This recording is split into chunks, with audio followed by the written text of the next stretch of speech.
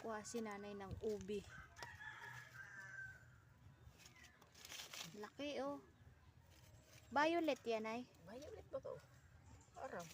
Hindi, may ano kasi na violet lang tapos puti yung laog. Ay, hindi. Matagas. O, to oh pala. Sobrang laki. Ito oh, gawing masarap na ubi halaya. Ay! Uy, naputol. Putol. Ayun. Ay, may kahoy pala eh. Wala. Yan. Asan pa iba? Dako. Sana yung ano. Tulpos na eh. Oh, di. Madami na yung laman. Kukain dyan. Ito oh. Karoon na na. Papa dyan. Oh. Ayan. Wala ko yun. Saan ay? Kakanapon eh. Madami pa yan dito eh. Doon oh, sa may angka.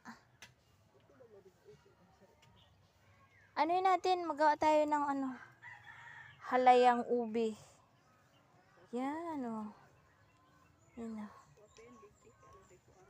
Oh, di ba? Malalaki na yun, ma. Asan? Anguha kami ng ubi. Gawin namin halaya ubi. Ayan. Tingin. Huwag na, tanim mo na yan, ma. Maano pa yan. Pag nagtulpos na yung yung dahon, ibig sabihin malaki na.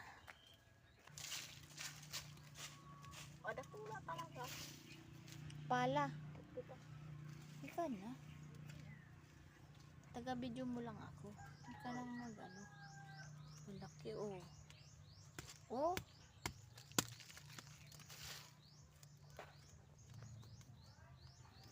Di kaya. Pala. Ito na yung pangalawang ubi. Ubi halaya. Gawaing ubi. Halaya ubi. Ayan oh. Laki. Mas malaki to dun sa isa oh. Ayan oh. Kukunti na lang yung lupa niya. Ayan. Hala.